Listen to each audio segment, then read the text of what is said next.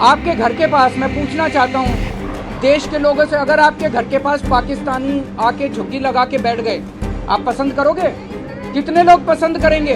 बांग्लादेश से, पाकिस्तान से अगर झुग्गी लगा के आपके, पता नहीं वो कौन लोग हैं, क्या हैं, सारी कानून व्यवस्था चरमरा जाएगी। चोरियां, डकैतियां, बलात्कार बढ़ेंगे हमारे देश के अंदर, पूरी कानून व्यवस्था, और पता नहीं कैसे कैसे लोग आएंगे वहाँ पे। सुरक्षा व्यवस्था, हमारे देश की सुरक्षा व्यवस्था का क्या होगा?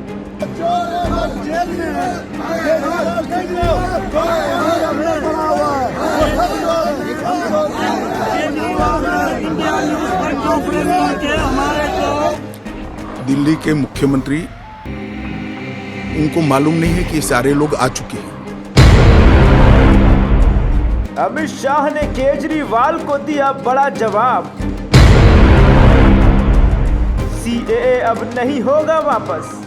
सीएए के जरिए नया वोट बैंक तैयार करने के विपक्ष के आरोपों पर अमित शाह ने कहा कि उनकी हिस्ट्री है, जो बोलते हैं वो करते नहीं हैं। मोदी जी की हिस्ट्री है, जो बीजेपी या पीएम मोदी ने कहा वो पत्थर की लकीर है। मोदी की हर गारंटी पूरी होती है। नागरिकता संशोधन कानून यानी सीएए को लागू करने का नोटिफिकेशन जारी होने के बाद अब ये देश भर में लागू हो गया है, लेकिन विपक्षी दल लगातार सीएए के विरोध में आवाज उठा रहे हैं। देखिए, सीधी सी बात है, कानून सीए का जो कानून आया है उसमें ये लिखा है कि पाकिस्तान, अफगानिस्तान और बांग्लादेश में रहने वाले अल्पसंख्यक, वहां जो माइनॉरिटीज हैं, वो माइनॉरिटीज को हमारे देश के अंदर नागरिकता दी जाएगी। वहां पे लगभग 2.5 से 3 करोड़ माइनॉरिटीज हैं, तीनों देशों के मिला के।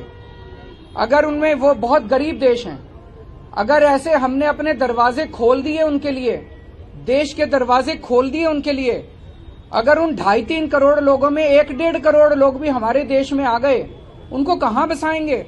उनको कहां रहने की जगह देंगे? वहां उनको जॉब्स कहां से देंगे? नौकरियां कहां से देंगे? घर कहां से आएंगे? तो जाहिर तौर पे जो नौकरियां और जो रोजगार हमारे बच्चों को मिलने चाहिए, वो रोजगार तो वो ले जाएंगे। और जो इतने सारे, इतनी भारी हम तो दरवाजे खोल रहे हैं, इतने गरीब लोग वहां से उठ के आ जाएंगे, बाकी पड़ोसी देशों से इतने गरीब लोग उठ के, मैं हिसाब लगा रहा था, अगर 1-1.5 करोड़ लोग भी आ गए, आजादी के बाद 1947 में जितना बड़ा माइग्रेशन हुआ था, उससे कहीं ज्यादा बड़ा माइग्रेशन इस एक सीए के कानून से होने जा रहा है। आपके घर के पास, मैं पूछना चाहता हूं देश के लोगों से, अगर आपके घर के पास पाकिस्तानी आके झुग्गी लगा के बैठ गए, आप पसंद करोगे? कितने लोग पसंद करेंगे? बांग्लादेश से, पाकिस्तान से अगर झुग्गी लगा के आपके, पता नहीं वो कौन लोग हैं, क्या हैं, सारी कानून व्यवस्था चरमरा जाएगी। चोरियां, डकैतियां, बलात्कार बढ़ेंगे हमारे देश के अंदर, पूरी कानून व्यवस्था, और पता नहीं कैसे कैसे लोग आएंगे वहां पे। सुरक्षा व्यवस्था, हमारे देश की सुरक्षा व्यवस्था का क्या होगा? चारों तरफ दंगे फैल जाएंगे। ये क्यों लाए हैं कानून? बता रहे हैं बीजेपी केवल अपना वोट बैंक बनाना चाहती है, इन 1-1.5 करोड़ लोगों को लाके, और अपना बीजेपी अपना वोट बैंक बनाना चाहती है।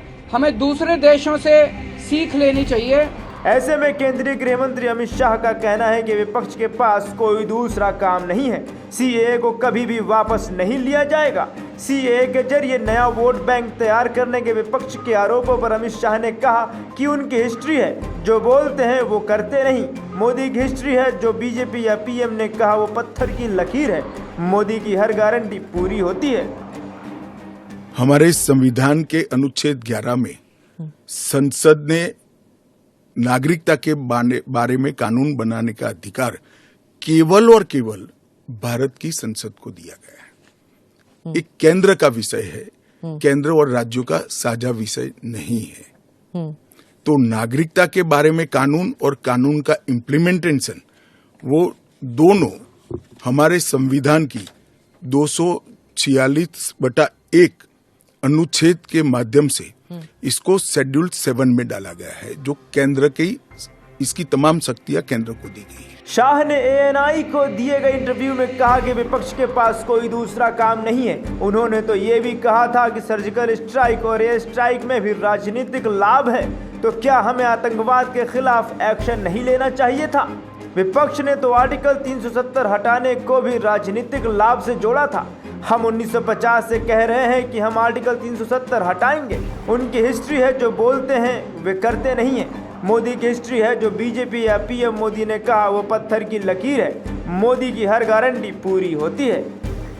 दिल्ली के मुख्यमंत्री अपने भ्रष्टाचार के उजागर होने से अपना आपा खो बैठे हैं।